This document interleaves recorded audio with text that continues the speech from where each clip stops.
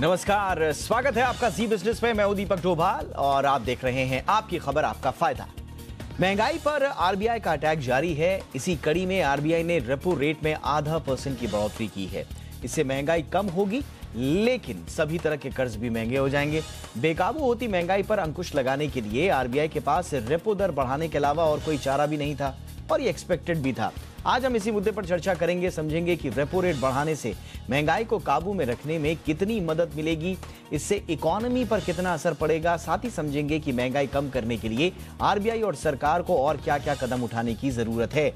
चर्चा करेंगे खास मेहमानों के साथ, लेकिन पहले ये report.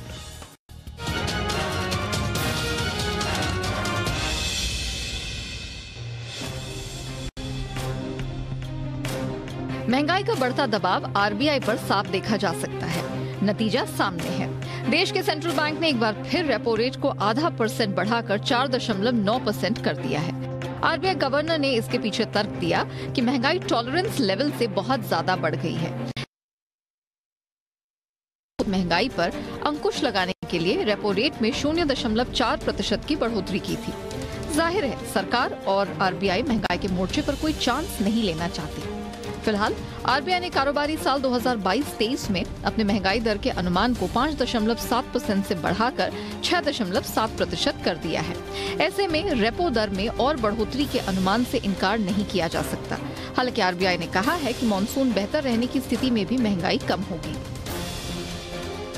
The MPC voted unanimously to increase the policy repo rate by 50 basis points to 4.90% with immediate effect.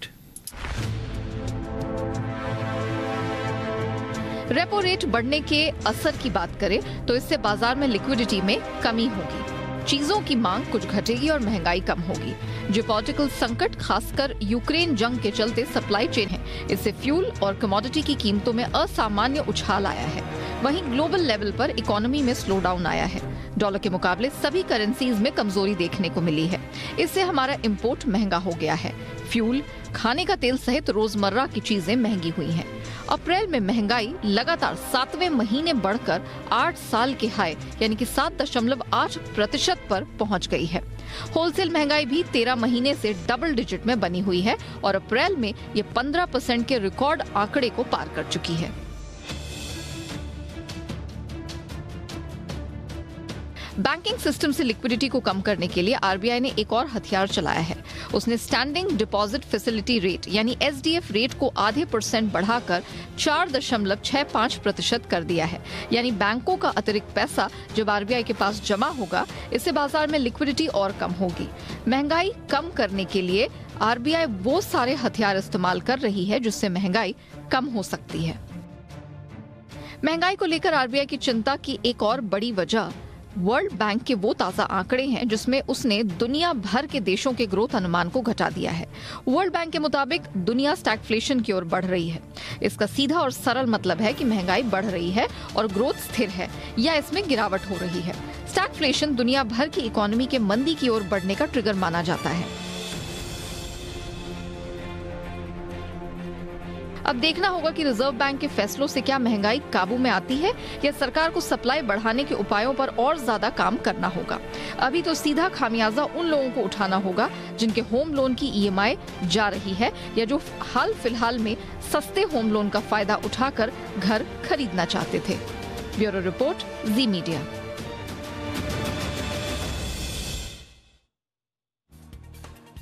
और आइए आज चर्चा में शामिल खास मेहमानों का आपसे परिचय करा दें। हमारे साथ हैं सिराज हुसैन सर, जो कि पूर्व कृषि सचिव हैं। सिराज सर, बहुत बहुत स्वागत है आपका शो पर। हमारे साथ हैं अदिति नायर मैम, जो कि चीफ इकोनॉमिस्ट हैं इकरा से। अदिति मैम, बहुत बहुत स्वागत है आपका। और हमारे साथ हैं शुभ्रकांता पांडा सर, जो कि सीनियर वाइस प्रेसिडेंट हैं फिक्की के। पांडा सर, आपका भी बहुत बहुत स्वागत है। अदिति मैम, आपसे ही चर्चा की शुरुआत करना चाहेंगे। इसमें कोई शक नहीं है कि महंगाई से जितना आम लोग परेशान हैं, हम सब परेशान हैं, उतना ही रिजर्व बैंक भी है। स्वाभाविक तौर से उनका मैंडेट भी है और उस मैंडेट से ऊपर अगर इन्फ्लेशन है तो फिर कहीं ना कहीं सवाल आरबीआई पर भी खड़े होते हैं और सबसे पहले खड़े होते हैं। अब आज जब शक्तिकांता दास साहब जब अनाउंस कर रहे थे पॉलिसी का, तो वो चेहरे पर उनकी शिकन दिख रही थी मैम, लेकिन उन्होंने भारी मन से ही सही लेकिन साफ तौर पर कह दिया कि 2022 के अंत तक महंगाई ऐसी ही रहेगी, इनफैक्ट 6% से आगे ही रहेगी।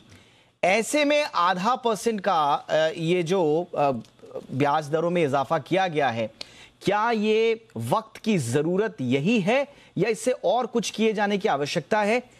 क्या ये पर्याप्त कदम है मैम आज जो आरबीआई की ओर से उठाया गया? Thank you. एक चीज और मैं बोलना चाहूंगी जो आरबीआई गवर्नर ने याद दिलाई कि अभी भी 50 बेसिस पॉइंट रिपो हाइक के बाद भी रिपो रेट जो है प्री पैंडेमिक लेवल से कम ही है। तो क्लियरली आगे जाके और रिपो रेट हाइक्स तो होंगे ही होंगे।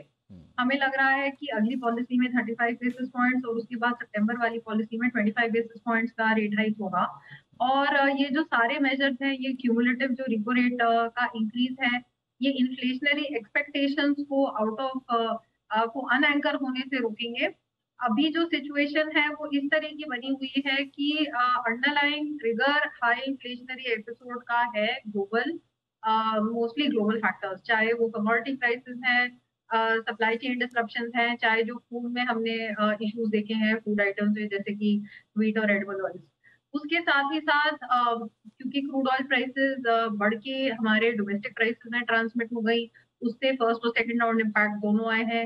हीट वेव की वजह से हमारा लोकल डोमेस्टिक व्हीट का प्रोडक्शन कम हुआ और कुछ सब्जियों के दाम भी बहुत ही जल्दी ऊपर बढ़ गए हैं, समर की प्राइसेस के पीक समर की प्राइसेस के पास चले गए हैं, उनको क्रॉस कर गए हैं।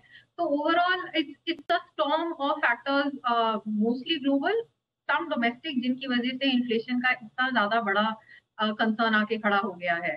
अब जो ग्लोबल सप्लाई फैक्टर्स है उन पे तो हमारी डोमेस्टिक मॉनेटरी पॉलिसी बहुत ज्यादा इम्पैक्ट कर नहीं सकती, लेकिन इन्फ्लेशनरी एक्सपेक्टेशंस को अनएंकर होने से जरूर रोक सकती है।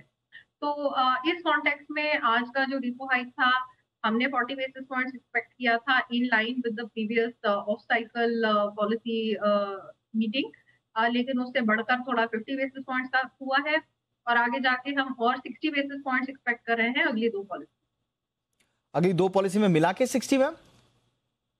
अगली दो पॉलिसीज मिला के 60, 35 और 25। 35 और 25, यानी कि अभी जिन लोगों का सवाल ये है कि क्या आगे रेट हाइक होगा, तो फिलहाल अदिति मैम का यही मानना है कि आगे होगा। 35 और 25 मिला के 60 बेसिस पॉइंट का इजाफा आगे हो सकता है, क्योंकि दबाव इतना है और अभी चारा ज़्यादा हाथ में नहीं है।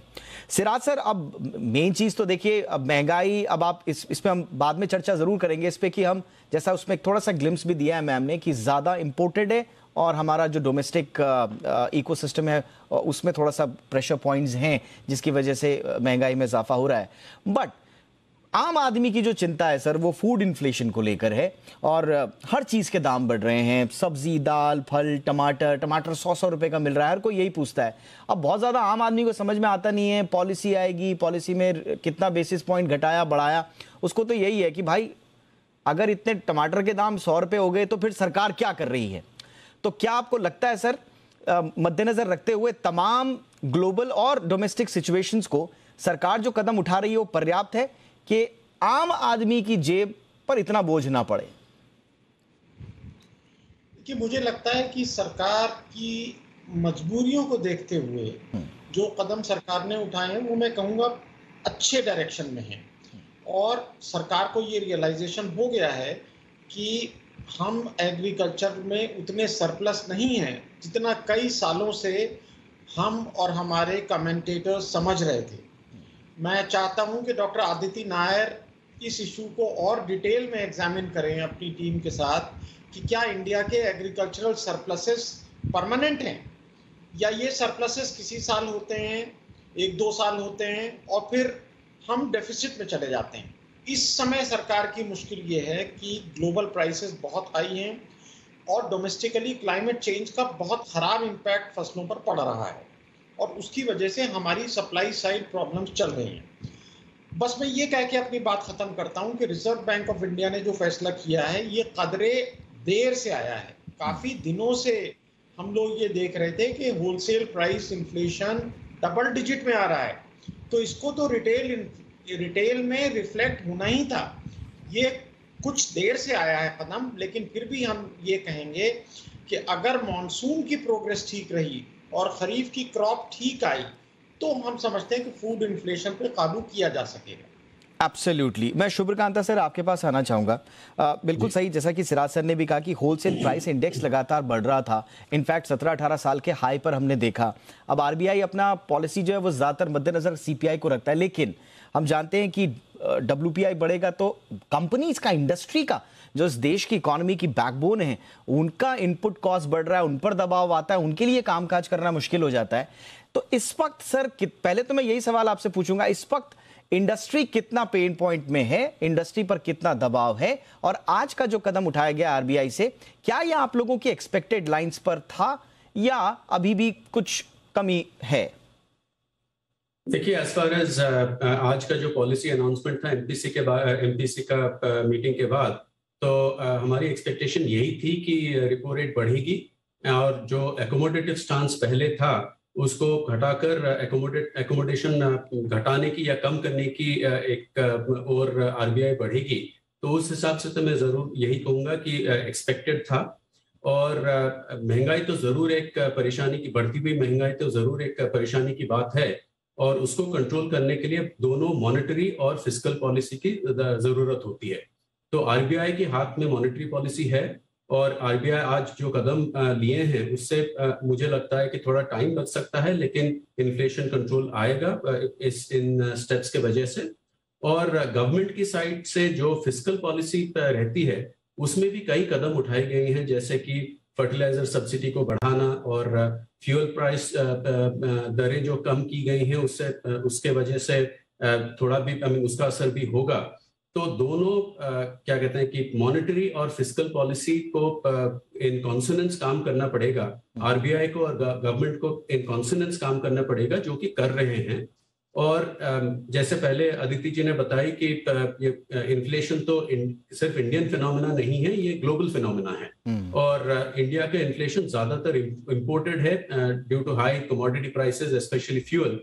क्योंकि बजट की अगर बात की जाए तो उस वक्त एक्सपेक्टेशन था कि इंडियन क्रूड बास्केट करीब $75 का रहेगा, जो अभी इनफैक्ट $105 के अजम्पशन पे आरबीआई सारे इन्फ्लेशन फोरकास्टिंग कर रखा है, लेकिन करंट स्पॉट प्राइस तो मेरे ख्याल से 120 के ऊपर है। तो काफी कुछ डिपेंड करता है कैसे ग्लोबल फैक्टर्स प्ले आउट करते हैं, क्योंकि अगेन रशिया यूक्रेन कॉन्फ्लिक्ट हो या कुछ follow on supply chain disruptions हो पेंडेमिक के, इन सबको थोड़ा एड्रेस करने के लिए वक्त लगता है। बट मेरे ख्याल से इन्फ्लेशन काबू में आएगी, and we have to have our patience in this regard, and also keep in mind कि इन्फ्लेशन को कंट्रोल करते करते ग्रोथ को भी सपोर्ट करना पड़ेगा, because it is not a binary choice कि हाई इन्फ्लेशन या तो नो ग्रोथ। सो दोनों को बैलेंस करना पड़ेगा, जो कि आरबीआई और सरकार जरूर कर रहे हैं, सही कदम उठा रहे हैं। एब्सोल्युटली, आपने बहुत इंपॉर्टेंट बात बोली है कि महंगाई अगर बढ़ रही है तो फिर ये नहीं होना चाहिए कि आप उसके मेजर जो उठा रहे हैं तो फिर वो ग्रोथ पर वो रिफ्लेक्ट ना हो। ग्रोथ बढ़नी चाहिए अगर आप महंगाई को काबू करने के तमाम जो उपाय उठा रहे हैं वो, क्योंकि कल जो वर्ल्ड बैंक ने कहा है, जो चेतावनी दी है दुनिया के देशों को कि हम स्टैगफ्लेशन की ओर बढ़ रहे हैं। स्टैगफ्लेशन का मतलब ही यही है कि महंगाई भी बढ़ रही है और ग्रोथ भी आपकी श्रिंक हो रही है। तो ये दोनों जब होना चाहिए कि एक दूसरे के ग्रोथ बढ़े, महंगाई दर अगर बढ़ रही है तो कोई बात नहीं, लेकिन ग्रोथ तो दिखे।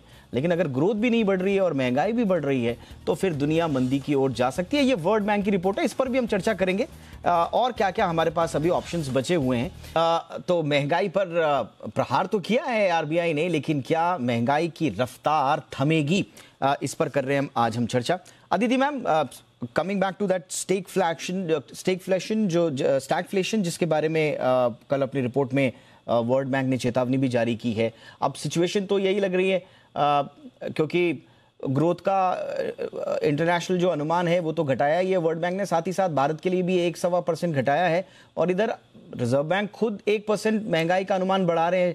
मुद्रास्फीति का अनुमान बढ़ाकर 6.7 कर दिया है मौजूदा वित्त वर्ष के लिए। तो स्थितियां तो वही लग रही हैं जो चेतावनी वर्ल्ड बैंक दे रहा है, लेकिन क्या हम अभी मौजूदा स्थिति में किसी नतीजे पर पहुंचे या जल्दबाजी होगा? देखिए, हमारा अनुमान ग्रोथ पे एमपीसी से सहमत ही है। हम मार्च से यही एक्सपेक्ट कर रहे हैं कि इस साल 7.2% की जीडीपी ग्रोथ होगी रियल टर्म्स में। और मेरे हिसाब से एक्चुअली मैं थोड़ा सा एक सिराज सर से थोड़ा सा फर्क एग्री पे मैं अपना व्यू देना चाहती हूँ। प्लीज सर आप मेरे को करेक्ट करें जो मैं कह रही हूँ। देखिए दो चीजें हैं मेरे हिसाब से। एक तो जो हीट वेव हुई है उससे वीट का जो आउटपुट है उस पर इम्पैक्ट आया है। तो मुझे लगता है कि फर्स्ट ऑफ ऑल Q1 के जीडीपी ग्रोथ में जो एग्रीकल्चर के आंकड़े आएंगे वो थोड़े नीचे होंगे, थोड़ी बहुत ही सबड्यूड ग्रोथ मैं एक्सपेक्ट कर रही हूँ Q1 में एग्रीकल्चरल आउटपुट में। दूसरी बात जो इन्फ्लेशन पे भी इम्पैक्ट करेगी, व्हीट रबी क्रॉप है तो उसमें अच्छा मानसून होने से कोई इमीडिएट इम्पैक्ट प्राइसेस पे नहीं आएगा। तो इन्फ्लेशनरी इम्पैक्ट हीट वेव का व्हीट आउटपुट पे हमें वो उसके साथ काफी देर तक will have to live with it.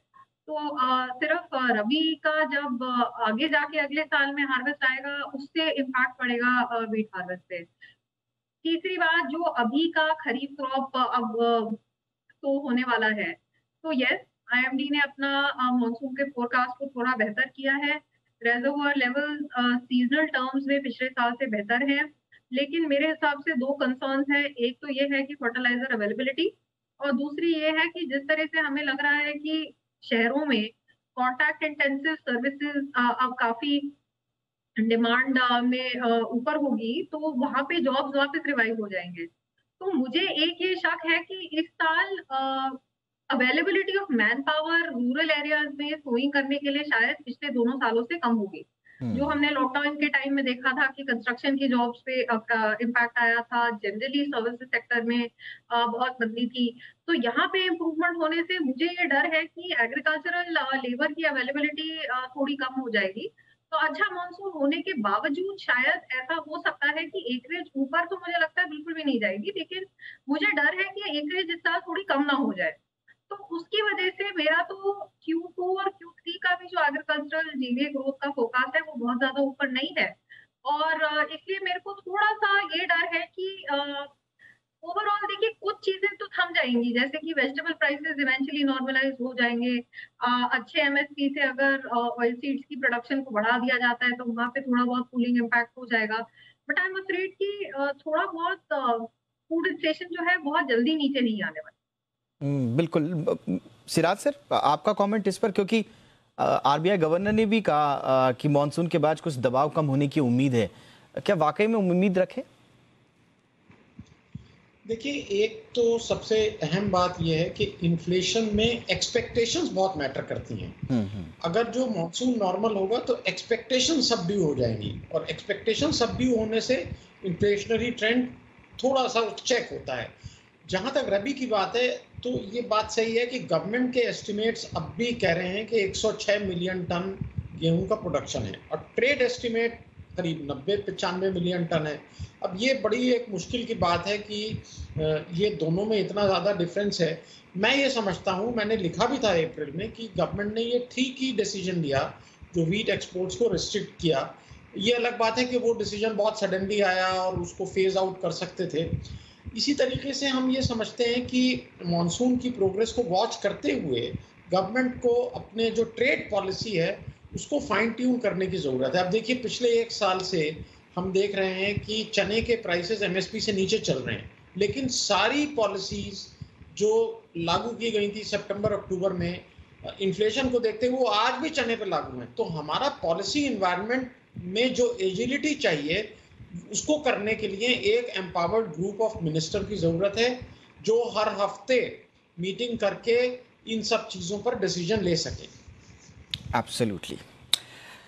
शुभकांता sir, industry के लिए अब आगे की राह हम सब जानते हैं, क्योंकि अगले 2 से 3 महीने बिल्कुल अनिश्चितताओं भरे हैं, अनएक्सपेक्टेड, कुछ आप कह नहीं सकते हैं। और ख़ास तौर से रशिया क्या करेगा, यूक्रेन कब तक सह पाएगा या फिर फायर बैक करेगा, कितना कर पाएगा, उसमें वेस्टर्न वर्ल्ड की क्या भूमिका होगी, एक बहुत बड़ी अनसर्टेनिटी से गुजर रहे हैं पूरी की पूरी दुनिया और हम लोग भी। ऐसे में अगले 2-3 महीने क्या इंपॉर्टेंट होगा, इंडस्ट्री क्या देख रही है कि सरकार ऐसा करे कि एटलीस्ट जो इंडस्ट्रियल ग्रोथ है और इंडस्ट्री को जो चाहिए इकोनॉमी में अपने कंट्रीब्यूशन के लिए, वो बदस्तूर चलता रहे और स्मूथली चलता रहे। देखिए इंडस्ट्री को क्या चाहिए, एक ईज ऑफ डूइंग बिजनेस पे फोकस चाहिए, जो कि सर्टनली सरकार ने काफी कदम उठाए पेंडेमिक के टाइम पे, जिससे बहुत असर पड़ा है। और उसके अलावा मैं ये कहूँगा कि जो अनसर्टनिटी है, some of it is outside our control. I mean, जब इनफैक्ट रशिया यूक्रेन वॉर चालू हुआ था, उस वक्त मेरे ख्याल से किसी को ये कोई सोचा नहीं होगा कि ये 4 या 5 महीने खींच जाएगा। So that is a big factor which we have to wait and see how it plays out. But generally अगर हम फिकी की तरफ से देखें तो अप्रैल में जो हमारी एक बिजनेस कॉन्फिडेंस सर्वे हुई थी, तो उससे जो आंकड़े आए थे वो इंडिकेट यही किया था कि बिजनेस कॉन्फिडेंस अभी भी दृढ़ है और इनफैक्ट कैपेसिटी यूटिलाइजेशन बढ़ रहा है, जिसके वजह से प्राइवेट इन्वेस्टमेंट आगे जाके चालू होने का उम्मीद रख सकते हैं। तो बेसिकली अगेन आप अगर इन्फ्लेशन की बात करें तो सप्लाई साइड कंस्ट्रेंट्स एक बड़ी फैक्टर हैं, जो कि सिर्फ through fresh investment capacity augmentation से ही टैकल किया जा सकता है, क्योंकि जो आरबीआई कर रही है वो डिमांड साइड को देख के कर रही है, और जो फिस्कल पॉलिसी है वो सप्लाई साइड को देखते हुए प्लस जनरल एनवायरनमेंट को देख के इंडस्ट्री ये इन्वेस्टमेंट डिसीजंस वगैरह लेती है। तो मुझे लगता है कि बढ़ती कैपेसिटी यूटिलाइजेशन एक बड़ी अच्छी इंडिकेटर है, जिसके वजह से private sector investment will come into play and supply side will be addressed. But the key thing to keep in mind is that ये सब ओवरनाइट नहीं होती है, और इन्फ्लेशन भी जब बढ़ा तो ये it didn't happen overnight, and इसको टैकल करके इसको to bring it under control will also not happen overnight. So Siraj ji ने जो पॉइंट कहा था कि I mean expectations pertaining to inflation is very important, तो वो आई थिंक आरबीआई पॉलिसी और गवर्नमेंट की एक्शन से एक एंकरिंग हो रही है ऑफ इन्फ्लेशन, जो which in itself is a starting point to try and bring it under control. Pandey साहब, मेरा एक सवाल आपसे ही रहेगा, मैं संक्षेप में चाहूंगा आप इसका उत्तर दें। बहुत सारे लोग ये पूछ रहे हैं क्योंकि इंडस्ट्री का, जैसे मैंने आपको बताया कि इनपुट कॉस्ट बढ़ रही है, इन्फ्लेशन के लिए अभी जद्दोजहद चली रही है सरकार की तरफ से, कुछ कड़े फैसले इंडस्ट्री को भी लेने पड़ सकते हैं इन टर्म्स ऑफ जॉब्स, नए अपॉर्चुनिटीज। क्या उस मोर्चे पर हम आश्वस्त रहें, या हमारा जो वर्कफोर्स है या वर्कफोर्स का हिस्सा बनने वाले जो लोग हैं वो आश्वस्त रहें कि उनके लिए आने वाले 6-7 महीने ठीक ठाक रहेंगे, या फिर हमें वो जॉब वाले मोर्चे पर थोड़ा चैलेंजेस फेस करने पड़ सकते हैं? नहीं, मुझे नहीं लगता ऑनेस्टली कि जॉब्स के फ्रंट पे कोई चैलेंजेस रहेंगे, because again I mean demand is strong, that is one of the reasons that inflation is high and there are supply side constraints. तो मुझे नहीं लगता कि जॉब्स के ऊपर कोई ऐसे असर आने वाला है। एंड जरूर आई मीन इंडस्ट्री जिस हद तक कॉस्ट प्रेशर्स एब्जॉर्ब कर सकती थी वो किया है, थोड़ा बहुत I mean, to the extent it has not been able to absorb costs have been passed on, but none of this I see as having an impact, on the jobs front. All right, sir. हम भी यही उम्मीद करते हैं कि ये जो संकट के बादल हैं ये जल्द से जल्द छटें। हालांकि कहा यह जा रहा है कि ये संकट पूरी दुनिया का साझा है, हमारा अकेला नहीं है, लेकिन हमें ये भी देखना होगा, जिसका थोड़ा सा एक संकेत अदिति मैम ने अपने ओपनिंग रिमार्क्स में दिया था कि कितना इम्पोर्टेड है और कितना हमारा अपना है। थोड़ा सा उसका तुलनात्मक अध्ययन हमें थोड़ा सा ज़्यादा बारीकी से करना पड़ेगा, ताकि जो हमारा पार्ट है कम से कम वो प्ले कर सके। हमसे मतलब हमारी सत्ता और हमारा तंत्र, कम से कम वो अपना पार्ट पूरा निभाए, ताकि आम आदमी को कुछ ना कुछ कहीं से भी राहत मिले। बहरहाल बहुत बहुत शुक्रिया आप तीनों का हमारे शो में आने के लिए। Aditi ma'am, thank you so much. Siraj sir, बहुत बहुत शुक्रिया सर आपका। शुभ्रकांत सर, आपका भी बहुत बहुत शुक्रिया। आपकी खबर, आपका फायदा में इतना ही। इजाज़त दीजिए, नमस्कार।